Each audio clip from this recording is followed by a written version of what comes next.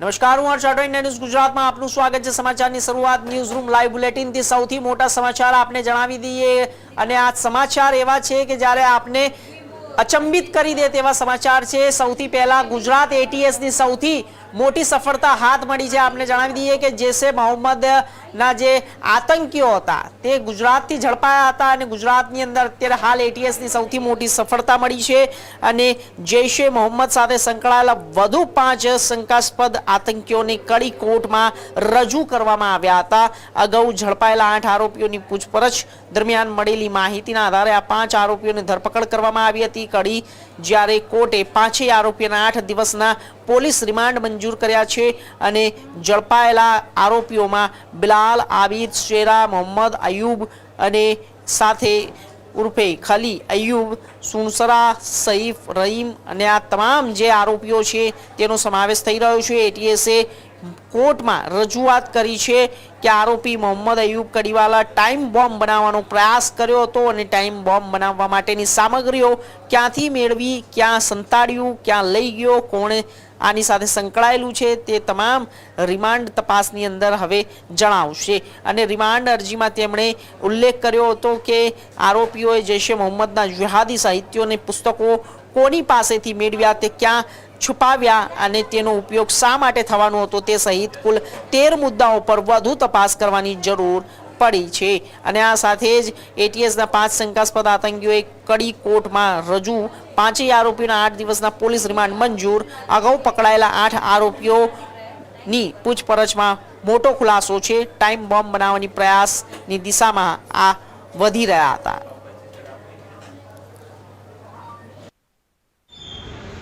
શું નામ સાહેબ આપનું? હું Pravinbhai R Dantani, assistant public prosecutor Kadi court.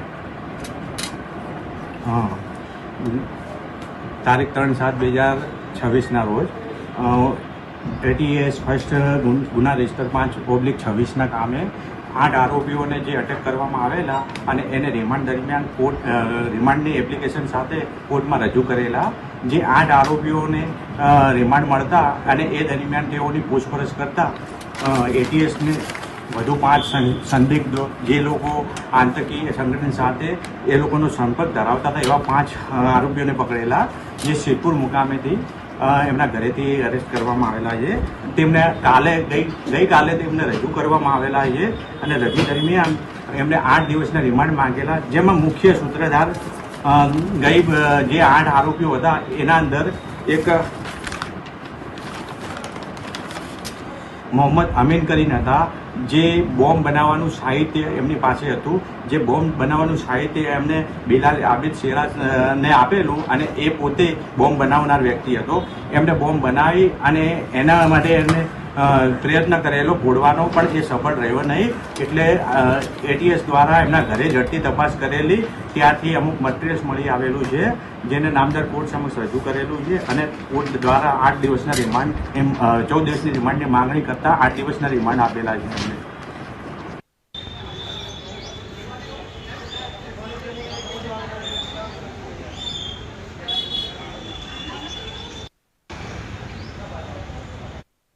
દ્વારા ઝડપાયેલા જૈશે મોહમ્મદ સાથે સંકળાયેલા વધુ 5 શંકાસ્પદ આતંકીઓને કડી કોર્ટમાં રજૂ કરવામાં આવ્યા। અગાઉ ઝડપાયેલા 8 આરોપીઓની પૂછપરછ દરમિયાન મળેલી માહિતીના આધારે 5 આરોપીઓની ધરપકડ કરવામાં આવી હતી।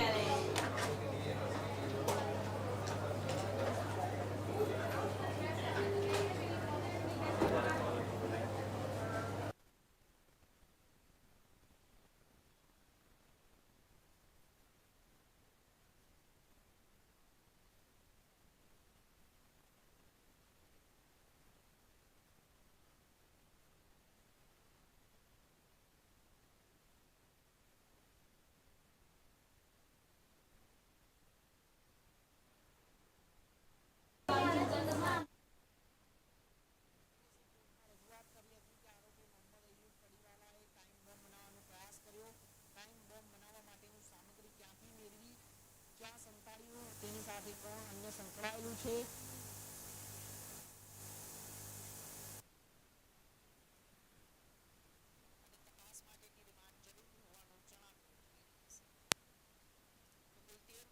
વધુ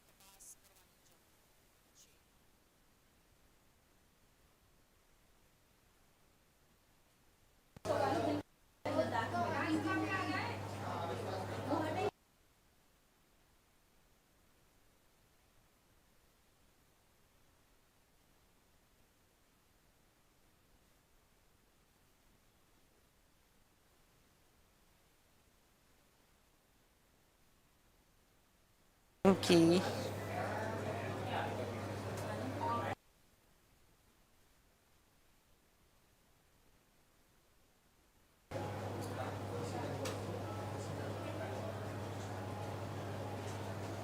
તો પાંચેય આરોપીઓને 8 દિવસના પોલીસ રિમાન્ડ મંજૂર થયા છે. અગાઉ ઝડપાયેલા 8 આતંકીઓનો પૂછપરછમાં ઘટસ્ફોટ થયો છે. મળતી માહિતી અનુસાર આ કેસમાં ગુજરાત એટીએસે અગાઉ જૈશ એ મોહમ્મદના આતંકીઓની ધરપકડ કરી હતી. સઘન પૂછપરછ દરમિયાન મોડ્યુલ સાથે જોડાયેલા અન્ય સભ્યોના નામ સામે આવ્યા છે. આતંકીઓએ ઓગળેલી વિગતોના આધારે એટીએસે આ ઓપરેશન હાથ ધર્યું છે. નેટવર્કનો વ્યાપ વધે તે પહેલા જ વધુ 5 આતંકીઓને પણ દબોચી લેવામાં આવ્યા છે.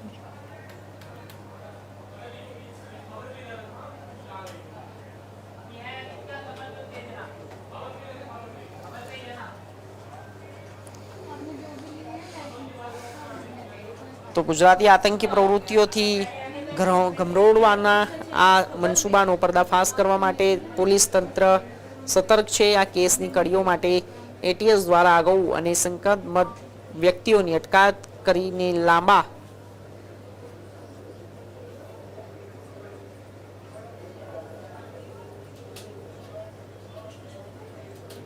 તો સૌથી મોટા સમાચાર છે ગુજરાત એટીએસની મોટી કાર્યવાહી. રાજ્યમાંથી જૈશ એ મોહમ્મદના વધુ 5 આતંકીઓ ઝડપાયા છે.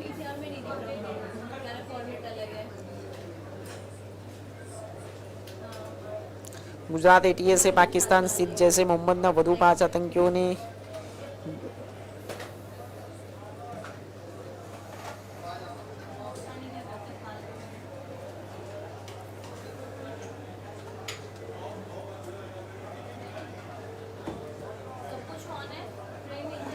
તો આ વિષય ઉપર વધુ માહિતી માટે અમારા સંવાદદાતા જતીન રાવલ જોડાઈ ગયા છે. જતીન, શું માહિતીઓ મળી રહી છે? અગાઉ 8 આરોપીઓ પકડાયા હતા, અત્યારે બીજા 5 આરોપીઓ આતંકવાદીઓ પકડાયા છે. જૈશ એ મોહમ્મદના જ્યારે વિચારધારાથી પ્રેરિત હતા તેઓ લોકોનું શું મકસદ હતું અને આ લોકો એમના પોતાના મકસદમાં ક્યાં સુધી પહોંચ્યા હતા, તમામ માહિતી આપ જણાવશો.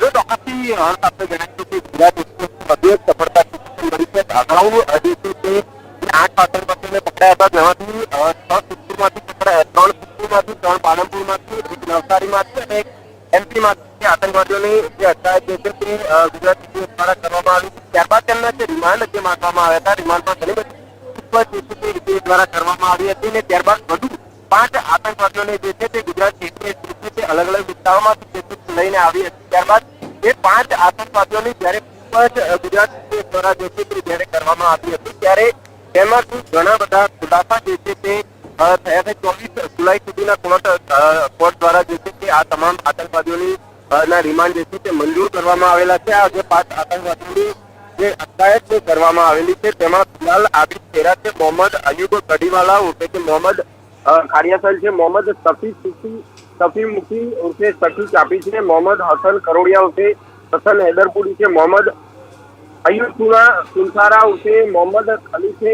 આ જે આતંકવાદીઓ જે પકડાયા છે તે અગાઉ જે આતંકવાદીઓ જે પકડાયા હતા તે લોકોના દ્વારા આપણે કેટલીક સામગ્રીઓ જે છે તે પૂરી પાડવામાં આવી હતી અને એ સામગ્રીઓના આધારે જે છે તે આ આતંકવાદીઓમાંથી જે અયુબ નામનો જે આતંકવાદી છે, જે શંકાસ્પદ જે આરોપી છે તેના દ્વારા જે છે તે ઘણા બધા જગ્યા ઉપર જે છે તે બોમ્બ જે છે તે બનાવવામાં આવ્યા હતા અને ઘણા બધા એવા સુનસાન જે વિસ્તારો છે કે ત્યાં આ લોકો દ્વારા જે છે તે ટ્રાયલ પણ કરવામાં આવ્યું હતું, જેમાં તો તે લોકો એકાદ વાર લગભગ બોમ્બ ફાટ્યો હતો, પરંતુ બીજી તમામ વાર બોમ્બ જે છે તે નિષ્ફળ રહ્યો હતો. સામાન્ય બોમ્બ જે છે તે આ લોકો દ્વારા જે છે તે બનાવવામાં આવ્યો હતો, પરંતુ તેની અંદર તે લોકોને સફળતા મળી નહોતી.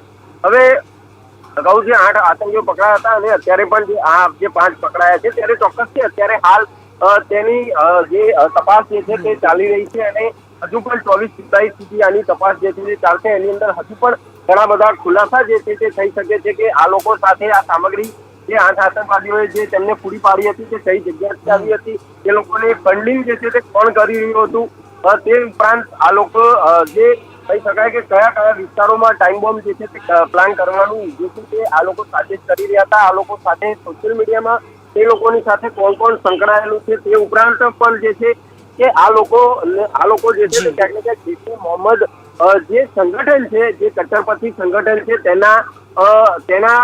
તેની અંદર જે છે તે ઘણા બધા યુવાનોને જે છે તે કટ્ટરપંથી જે યુવાનો હોય તેમને આની અંદર જોડવાના પ્રયત્નો જે છે તે આ લોકો દ્વારા જે છે તે કરવામાં આવ્યા હતા. તો આ લોકોના સંપર્કમાં અત્યાર સુધીમાં કોણ કેટલા લોકો આ લોકોની સાથે ફ્રિકવન્ટલી કોન્ટેક્ટમાં હતા, આ તમામ જે માહિતીઓ જે છે તે હાલ ગુજરાત એટીએસ દ્વારા એકઠી કરવામાં આવી રહી છે. જી જી ચોક્કસથી જતીનજી, આપનો ખૂબ ખૂબ આભાર માહિતી આપવા માટે.